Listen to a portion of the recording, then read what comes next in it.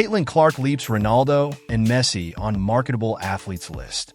Indiana Fever superstar Caitlin Clark has surpassed some massive sports stars in terms of marketability. Anyone who has been paying attention to women's basketball over the last 2 or so years will not be surprised to hear that Indiana Fever sensation Caitlin Clark is setting a new standard for marketability in the sport. The 22-year-old has leveraged her superstardom into multiple endorsement deals with globally renowned companies like Wilson Sporting Goods Company, Nike, Gatorade, State Farm, Bose, Buick, and many others. In fact, Clark and her team are surely approached by so many companies that want to collaborate that they're probably picky about who they decide to partner with at this point. Still, while the women's basketball world has witnessed this in real time, it was hard to quantify where Clark's marketability matched up alongside some of the world's elite in other sports. But that has since changed, now that sports media company Sports Pro compiled a list of the world's most marketable athletes in 2024, released on Tuesday.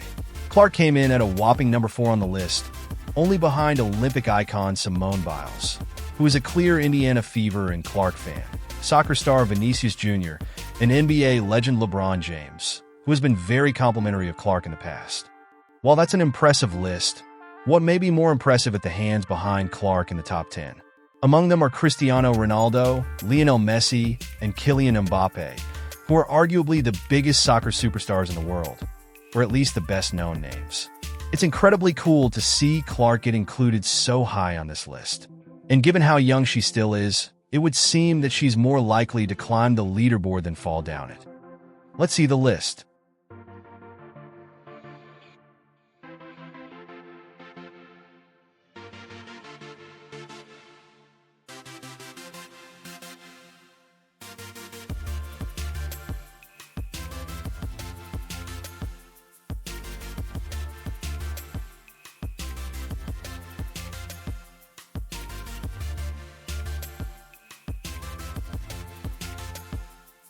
This is another good news related to Caitlin Clark and WNBA. Music icon pens incredible endorsement of Indiana Fever and WNBA. Global music superstar Darius Rucker articulated the feelings of so many Indiana Fever and WNBA fans perfectly on Monday. The WNBA earned a ton of new fans this season. Of course, this was in large part due to former Iowa Hawkeyes icon Caitlin Clark joining the Indiana Fever, whose global superstardom brought an unprecedented amount of attention to the Fever. One of the coolest aspects of the Caitlin Clark effect is that not only did the Fever receive record-breaking attention, but the entire WNBA did as well. So many new fans came to the league because of Clark and stayed due to the other compelling superstars, storylines, and stupendous squads the league boasts. And this was articulated to near perfection by music icon Darius Rucker, who wrote a heartwarming message about his experience as a WNBA fan on X Monday. Dear Indiana Fever and the WNBA, I want to thank you for an awesome summer of joy, agony screams of happy pines, cries of despair, and countless hours of arm chair coaching and saying we know exactly why we lost, Rucker wrote in the post. My girlfriend and I watched every Fever game and got to see how truly great the basketball play in your league really is. I want to thank Aaliyah Boston, my fellow Gamecock, CC, one of the greatest I have ever seen, Caitlin Clark, Mitch, Kelsey Mitchell, Buckets, Melissa Smith, Hully, Lexi Hull, D, Damaris Danas, and all the other great players and coaches in Indiana for a fun, great season. Getting to watch the enemy. I only call her that because she played like Jordan against my Fever, Eric Ogunbowl, and all. The other great players play with that amount of passion and skill has me hooked, Rucker continued. We got to go and see the game against the GOAT, Aja Wilson, and the atmosphere in that building was amazing. What an incredible place to watch a game.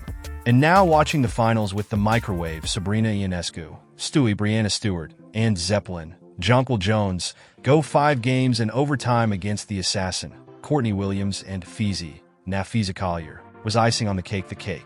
Just want to thank all of you for being great. Now I get to watch my South Carolina women's basketball and then go right into the next season. Man, I am so in. Just like he has so many times during his music career, Rucker spoke for the people with this one. There's another news.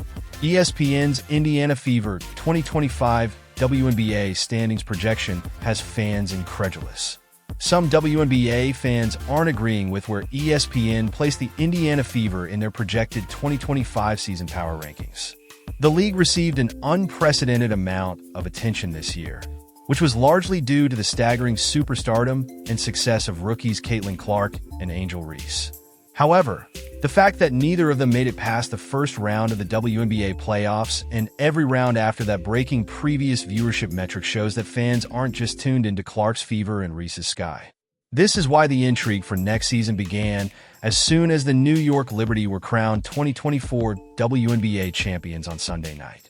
While this upcoming offseason is surely going to shake up a lot of the current rosters, especially considering the Golden State Valkyries expansion draft, it's much too early to predict how teams will fare next season. But that didn't stop ESPN from producing their way too early WNBA power rankings for the 2025 season on Monday. The @TrendyHoopStars X account reposted ESPN's full rankings, which include the Liberty at number 1, Clark's Indiana Fever at number 4, and the Chicago Sky at number 12. Many fans are feeling like the Fever were ranked too high. Note, really don't see Indiana being that high, especially over a team that swept them in this year's playoffs. Some teams, like Connecticut and Chicago, are ranked low in our opinion, the original poster wrote. Based on what? LOL. Indiana at 4 is hilarious considering they just got smoked by the Sun, added another fan. A third fan added, nasty work putting Indiana above Seattle and Connecticut. It seems ESPN expects Indiana's new-look front office to bolster the roster around Clark this offseason. And now what's Caitlin Clark say about WNBA viewership?